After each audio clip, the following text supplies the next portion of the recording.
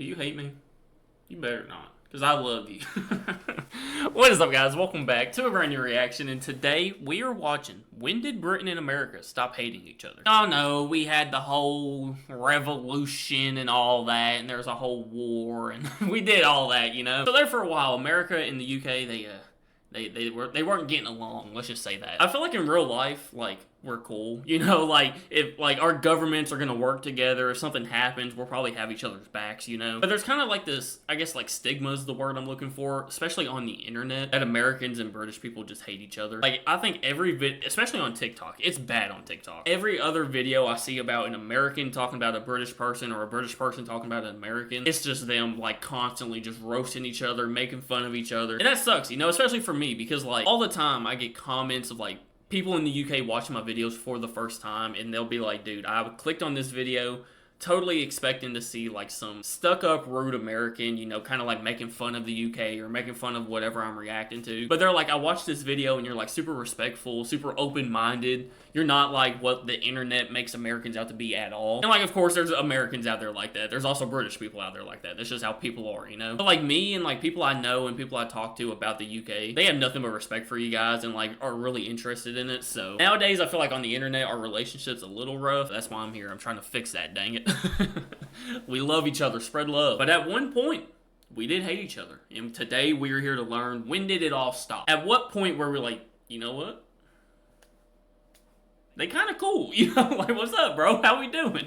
That's what I want to know, because I've always loved y'all. I've always been super interested in the UK. Then I started doing the UK reactions and learning more and actually getting to, like, have conversations with y'all, interact with y'all, get to know you guys. So to me, the UK is awesome, but at what point where, like, just our governments or whoever makes the decision, like, you know what?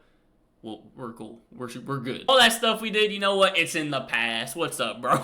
So today we are here to learn. If you're new to the channel, hit that subscribe button. Drop a like if you want to see more reactions like this. I love doing the history type reactions. So if y'all want to see more, let me know by hitting that like button. Y'all enjoying the daily uploads, by the way? We've been going daily. I plan on keeping it up. So yeah, hopefully y'all are enjoying these as much as I am. But other than that, let's get into it. It would be an understatement to say that Britain and the USA's relationship got off to a rocky start. In 1812, Britain and America were at war, but just over a century later, they were fighting shoulder to shoulder in World War I, which obviously raises the question, when did Britain and America become allies? There had to be a point where both went from actively disliking each other to working alongside each other. Now, before continuing, it's important to note that even in the immediate aftermath of independence, America and Britain still had strong economic ties. This isn't to say that things were always great between the two, and there were some pretty major conflicts of interest in the years after the War of 1812 finished. So wait. We did all that, gained independence, but we were still like, you know what? I know we did all that, but we still cool? Like, that makes sense though, because even though you're going off and doing your own thing or whatever, you still gotta have some sort of relations with each other. If you want to have like any shot at trying to make it, you're still gonna need the support from other countries, especially Britain, because they were so big back then, you know, so. The first, and perhaps the most obvious, was the Monroe Doctrine, established in 1823. This is where I actually did learn about that. That's one of the things I remember from history class. The United States, by threat of military intervention, declared an end to any new European colonial adventures in the Americas. And for Britain, this was potentially a problem because it had economic interest in South America. In reality, though, it wasn't too much of a problem at all, because in 1833 it landed a force on the Falkland Islands and America did nothing. In 1842, the US did warn Britain against interference in Hawaii, which Britain did heed because America's international power was certainly growing. And it was this fact that America was a rapidly growing great power whose interests could no longer be ignored, which would dominate Anglo-American relations for the following century. So the next major event which could have changed the Anglo-American dynamic was the American Civil War, which broke out in 1861. Britain had already abolished slavery at this point, and so you would think that it would have preferred the Union over the Confederacy. But you'd be wrong. Now, Britain had no great affection for the Confederacy in its slaveholding practices. Its preferential treatment was purely economic, mostly due to cotton imports. Britain did consider Wow, I did not know that. So even though they were against slavery, they were still with the Confederacy because of the cotton import or whatever. Wow, I did not know that at all. formally recognising the Confederacy and Anglo-American relations was severely harmed by what's called the Trent Affair. This was where the US government seized a ship with Confederate diplomats headed for Britain, which to Britain looked like the USA telling it who it could and could not speak to. In the end, cooler heads prevailed and Britain didn't get involved, although it did construct a very powerful warship, the CSS Alabama, for the Confederacy, and after the Civil War was over, Britain paid compensation to the United States. Thus, only 50 years away from World War I, Britain and America still didn't really care much for each other. So what changed this? Well, relations actually started to improve during Britain's border dispute with Venezuela in 1895. This developed into somewhat of a crisis, and the US intervened and arbitrated, siding mostly with Britain. For Britain, America had conducted itself in a well-mannered fashion and given Britain most of what it had wanted. And for America, by accepting American arbitration, Britain had yielded its right to influence South America. Hang on, can we just appreciate these characters? Look at the hair, look at the details. Bro, look at it.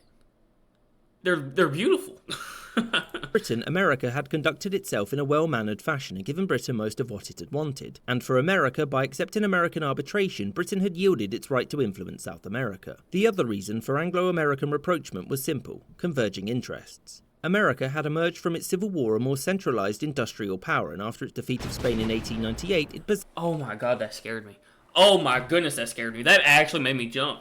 Oh! a global empire too. And for Britain, things were rapidly changing as well. Its empire and global position was being threatened by Russia and the newly formed Germany. Britain had long practiced a policy of isolationism with respect to the European powers, but since they too were industrialising, this had the potential to threaten Britain's position. Thus, her most natural ally seemed to be the United States, since it was half a world away and had its own sphere of influence, plus they spoke the same language and shared many values. It was at the turn of the 20th century... True. So basically we were like, you know what?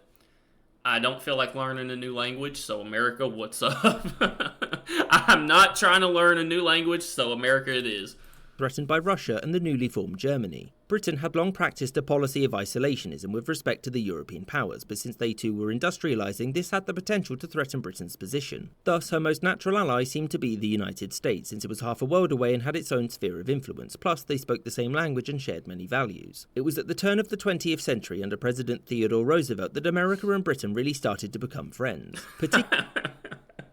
We just started, at 1901, we just both started frolicking through the fields. Away and had its own sphere of influence, plus they spoke the same language and shared many values. It was at the turn of the 20th century under President Theodore Roosevelt that America and Britain really started to become friends, particularly with respect to one foreign policy stance. They didn't like Germany. This agreement allowed for Britain to move its fleet away from its Caribbean colonies back to Britain. Hey, back then, it was a good thing not to like Germany. Okay. They spoke the same language and shared many values. It was at the turn of the 20th century under President Theodore Roosevelt that America and Britain really started to become friends, particularly with respect to one foreign policy stance. They didn't like Germany. This agreement allowed for Britain to move its fleet away from its Caribbean colonies back to Britain to defend itself from Germany, while security in the Caribbean would fall to the US. After the First World War broke out, Germany's actions such as U-boat attacks on American shipping and the Zimmermann telegram, combined with the fact that if Britain and France lost the war, they wouldn't be able to pay their American loans back, assured US intervention on their side. And from that point onwards, both the US and UK were largely in the same camps, barring a couple of mishaps here and there. I hope you enjoyed this episode and thank you for watching. So basically it came down to about two things. Britain was like, hey, Germany, they're kind of bad, huh? America was like, yeah, let's work together. And then also it was like, hey, we're not trying to learn another language, so like, y'all trying to be allies, y'all trying to be cool. Alright guys, that is going to do it for when Britain and America actually stop hating each other. Y'all let me know what y'all think down in the comments. If you want to see more reactions like this, more reactions to like history and all that, let me know by hitting that like button. I appreciate you guys so much. Make sure I go out today, spread the love, spread kindness, do something nice somebody day. I love you guys so much, I really do. JTReacts, I'm out. Peace.